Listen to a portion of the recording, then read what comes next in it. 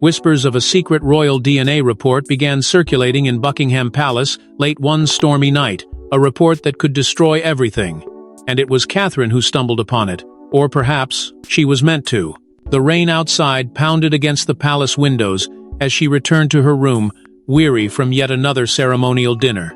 But what awaited her on her dressing table was not another bouquet of flowers or a harmless note of thanks. Instead, a stark, white envelope lay alone, sealed, unmarked except for one chilling phrase written in immaculate calligraphy, "For your eyes only." Hesitation gripped her as she picked it up, her fingers tracing the strange, almost menacing weight of the paper. A part of her wanted to drop it right then and walk away, but another part, a deeper, defiant part of her, insisted she open it.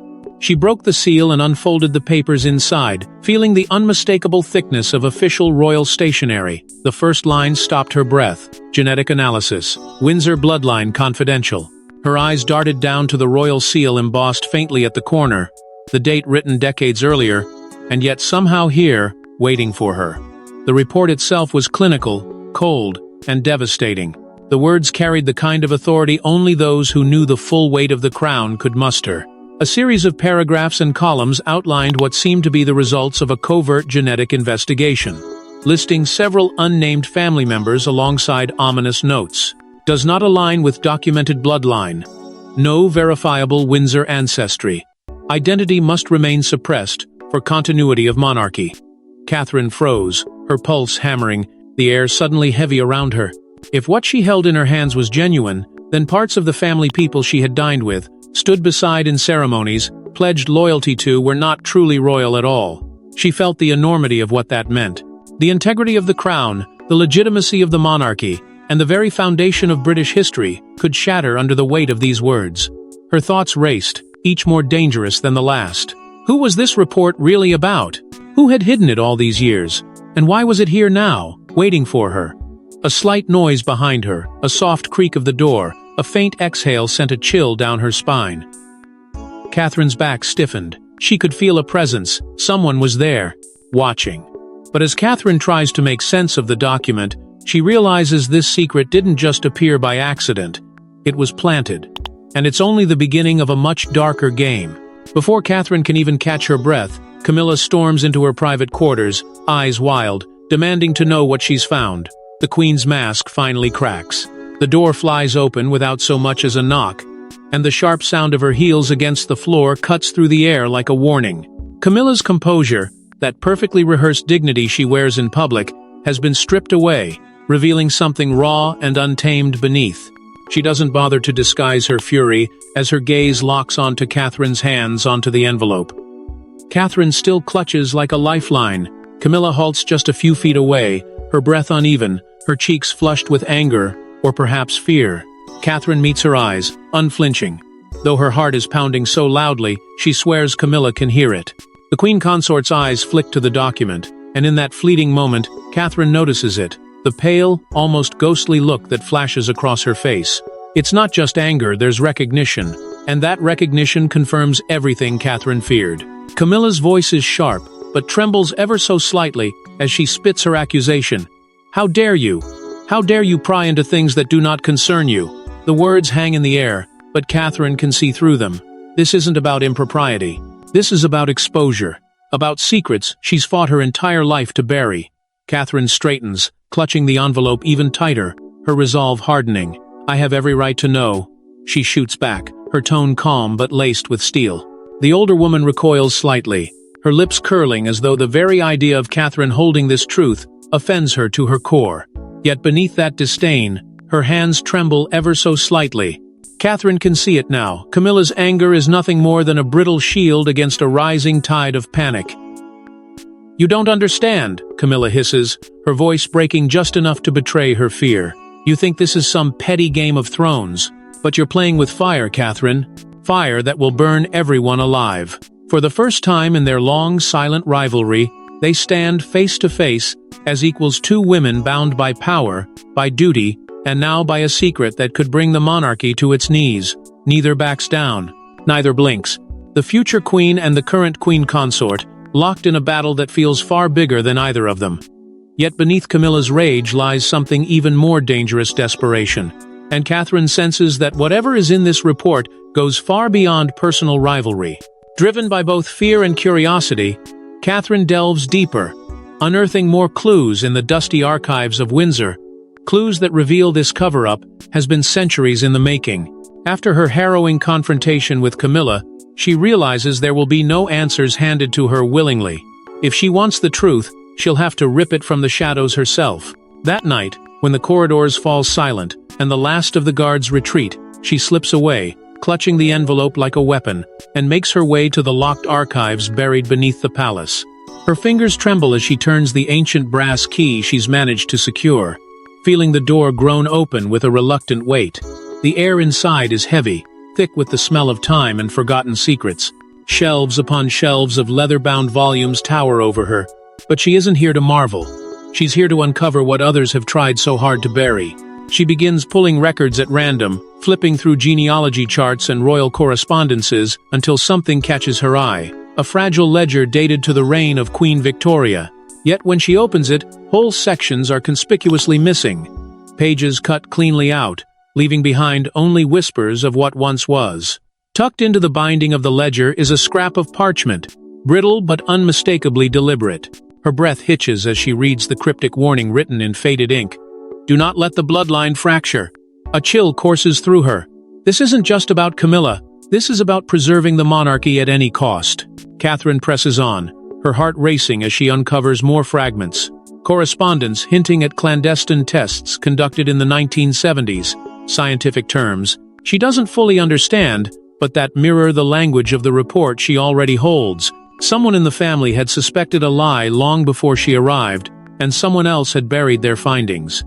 As she scours further, she uncovers a stack of reports, their pages redacted with thick black lines. Still, one name faintly bleeds through where the ink has thinned with age. Her stomach clenches as she reads it. Camilla R. The faint outline of her name is enough to confirm her deepest fear. This cover-up isn't just rumor or paranoia. It has a name and a target. Catherine's hands tighten around the paper as realization dawns. The stakes here aren't simply Camilla's reputation. If this is true, it could unravel everything. The throne, the family's legitimacy, the trust of an entire nation. As dawn breaks over Windsor, Catherine emerges with more questions than answers, and a rising certainty that she's holding the most dangerous secret in the kingdom. When Catherine turns to William for support, his reaction chills her to the core because he already knows. And he's been keeping it from her. After hours spent combing through the archives, clutching the damning report in her hands, Catherine seeks the one person she believes will stand beside her.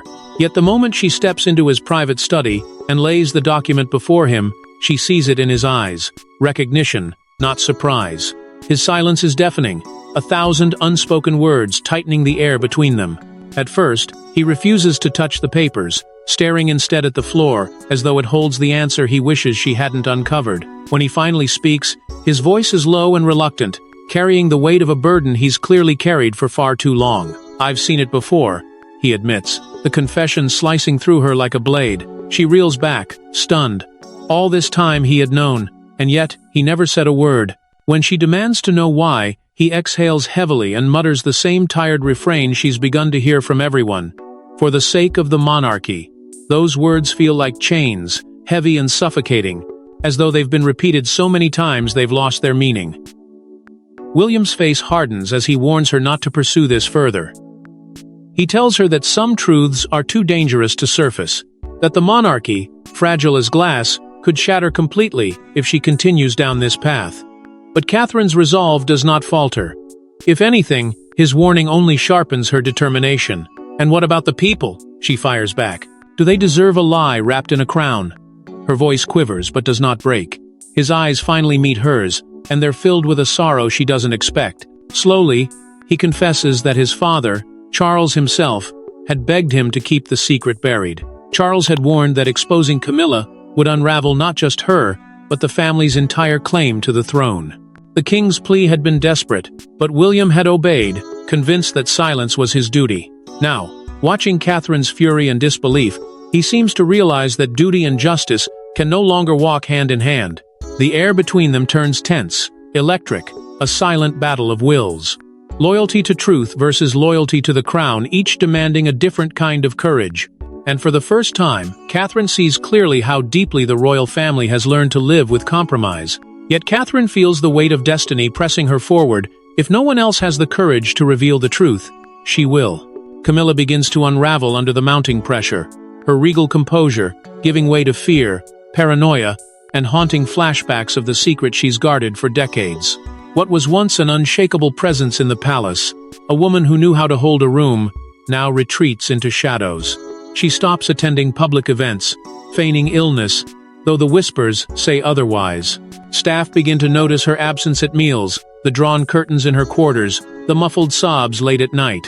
Those closest to her exchange uneasy glances in the corridors, speaking in hushed tones about her sleepless nights, about her pacing footsteps echoing through the palace in the early hours. Behind those heavy doors, Camilla finds herself slipping into memories she has tried so hard to bury. They come unbidden, vivid, and cruel. She remembers sitting in that stark room decades ago, the silence so thick it nearly choked her, as men in tailored suits explained what they had discovered. She remembers the cold, calculated way they told her what her blood did not carry. The quiet threat that if she ever breathed a word, she would not only lose her place, but bring shame to the entire crown. They made her promise, swore her to silence, and she did because she thought she could bear it. But now, every creak in the hallway feels like footsteps coming for her. Every glance from a servant feels like suspicion. Sometimes she thinks she sees shadows flicker along the walls. And worse, sometimes she swears she sees her Diana watching from the edges of the room, eyes full of silent accusation. Camilla shakes the thought away each time, but it returns stronger, as though the very walls have conspired to judge her. In desperation, she sends message after message to Charles, begging him to intervene, to make Catherine stop this madness before it destroys them all. But his replies are cold, delayed, and at times, non-existent. The man who once defended her fiercely now seems to shrink from her completely, unwilling or unable to face what's been uncovered. His silence cuts deeper than the whispers outside. Alone in her chamber, Camilla sits with a faded photograph she keeps hidden from everyone. A photograph of herself in her youth, before she was forced into the web of secrets that now strangles her. She runs her fingers over the image, tears blurring her vision, as though she's mourning a version of herself she can never return to. But Catherine isn't slowing down, and the walls around Camilla are closing in fast. In a rare moment of vulnerability, Camilla breaks down before Catherine, finally confessing the shocking truth behind the DNA report and her role in orchestrating the lie. The confrontation is inevitable, but Catherine ensures it happens behind closed doors, away from the prying eyes of courtiers and cameras. This time, she doesn't hesitate. She corners Camilla in a quiet chamber, her tone sharper than ever, demanding answers, demanding the truth that has poisoned the very walls of the palace. Camilla tries at first to deflect, clinging to her dignity like a crumbling facade, but Catherine does not flinch. Her words cut through the queen's defenses, leaving her nowhere to hide. Camilla finally collapses into a chair, her regal posture surrendering to exhaustion and defeat. Tears begin to fall, slowly at first, then in a torrent as though decades of silence have finally broken her. She buries her face in her hands before looking up at Catherine, her voice shaking as she admits the unthinkable. She was told she wasn't of royal blood shortly after her marriage to Charles began. The revelation hadn't come as a test, but as a warning delivered coldly by the very institution she thought she was serving. She recalls the precise words. "We cannot undo what has been done, but you must never speak of it." The memory alone makes her tremble. The palace forced her to suppress the truth, to preserve the illusion. They reminded her of her duty, of what exposure would do to the monarchy's fragile image. At first, she agreed out of fear, but over time she convinced herself she was protecting more than just herself. She was protecting the nation's stability. Still, she admits, the weight of the lie never left her. Even as she grew to genuinely love Charles, as she fought to carve a place for herself within the family, she always felt like an intruder, always an outsider. Her voice cracks as she begs Catherine not to reveal it publicly, not to tear the monarchy apart. "It will destroy everything," she whispers desperately, her hands clutching at Catherine's arms as though she could physically restrain her from speaking. She insists that the people wouldn't understand, that they wouldn't forgive, and that centuries of tradition would collapse into nothing. The plea in her eyes is raw and genuine. But beneath it all, Catherine sees something else too. A deep, unhealed wound Camilla has carried alone for decades. But Catherine knows the truth is already bigger than them both because someone else has caught wind of it. Before Catherine can make her decision, the DNA report mysteriously leaks to the press, sending shockwaves through Britain and shattering the royal family's carefully crafted image. What had been a closely guarded secret, a fragile truth clutched in trembling hands, is suddenly plastered on every newspaper stand in the country. Tabloids scream the headline in bold, merciless type, "Camilla exposed, not of Windsor blood." The words are impossible to ignore, impossible to take back, and by dawn, they have already traveled around the globe. Crowds swell outside Buckingham Palace, their anger raw and deafening. Banners unfurl demanding justice, demanding answers from the family that once symbolized stability. The chants grow louder, a cacophony of disbelief and fury shaking the gates themselves. For every voice raised in outrage, another rises to defend the monarchy. And soon, loyalists and critics clash in the streets, their arguments descending into chaos. The air outside the palace thickens with tension, each side convinced they're fighting for the very soul of the nation.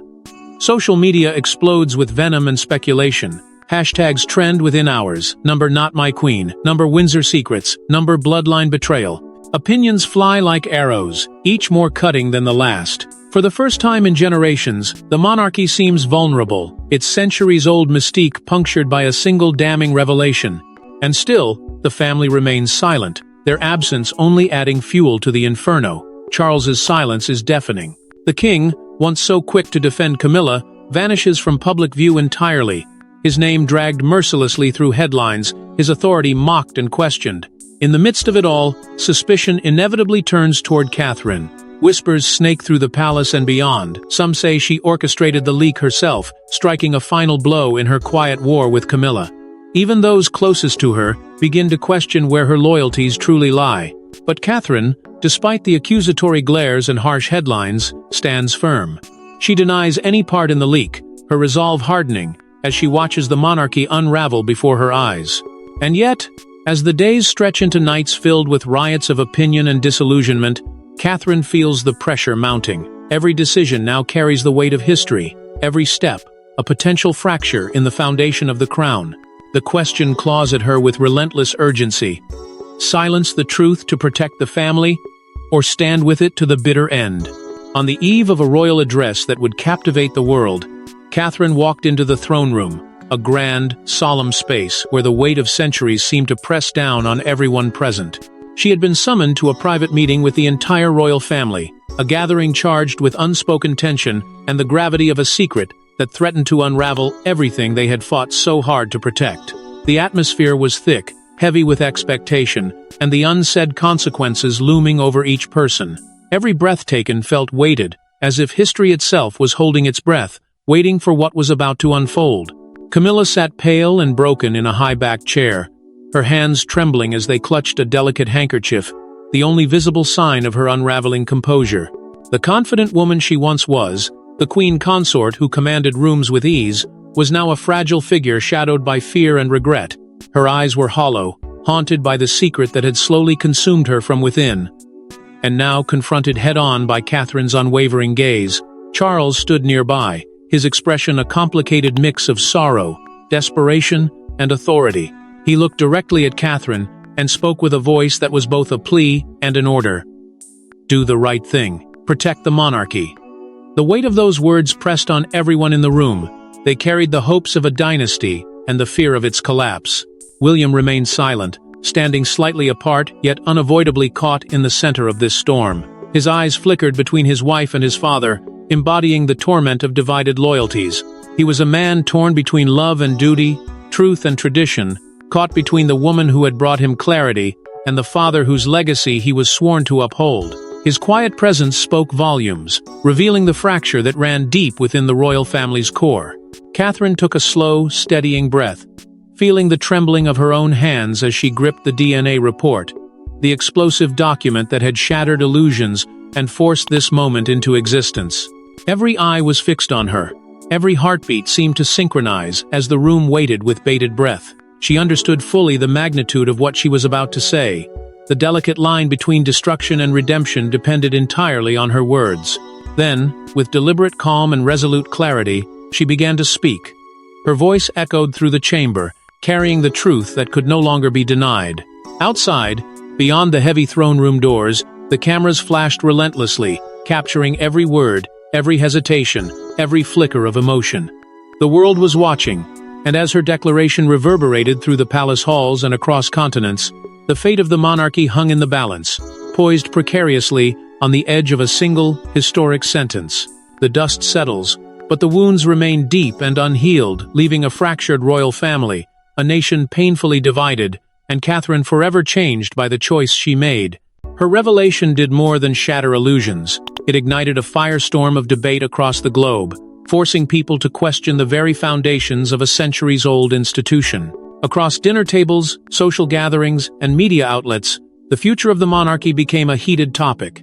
Should tradition endure at any cost, or must justice and truth prevail, no matter the price? Camilla, once a central figure in royal life, retreats completely from public view. Her reputation lies in ruins, a casualty of secrets that refuse to stay buried. She fades into the background, a shadow of the powerful woman she once was, weighed down by the consequences of years spent living a lie. The palace halls whisper her name with pity and judgment, and for the first time, her place in the family feels uncertain, fragile. In response, Charles steps forward with a vague, solemn statement. His words call for unity and healing, but the message feels hollow to many, a cautious attempt to quell the unrest without addressing the heart of the crisis. The king's silence on the details only deepens suspicion and leaves unanswered questions swirling like a storm around the throne. In public appearances, William and Catherine present a united front, standing side by side against the swirling tide of controversy. Yet, behind their composed faces, a distance lingers, an invisible rift, carved by the enormity of the scandal and the burdens they now carry. Their bond, once unshakable, is tested by the shadows of truth and loyalty, pulling them in different directions. The British people themselves remain deeply divided. For some, loyalty to the crown is sacred, a thread tying them to their history and identity. For others, justice demands transparency and accountability, no matter how painful. This fracture ripples through communities, leaving a nation grappling with the meaning of monarchy in a modern world. In the final moments, Catherine stands alone, gazing out toward Buckingham Palace. Her expression is unreadable, a complex mix of resolve, sorrow, and the heavy cost of revelation. The throne behind those walls holds more than power. It holds secrets that continue to haunt, even in the aftermath. And though the report is now out in the open, one haunting question remains. Who truly planted it? And why? Thanks for watching. Don't forget to like and subscribe, and we will see you in the next one.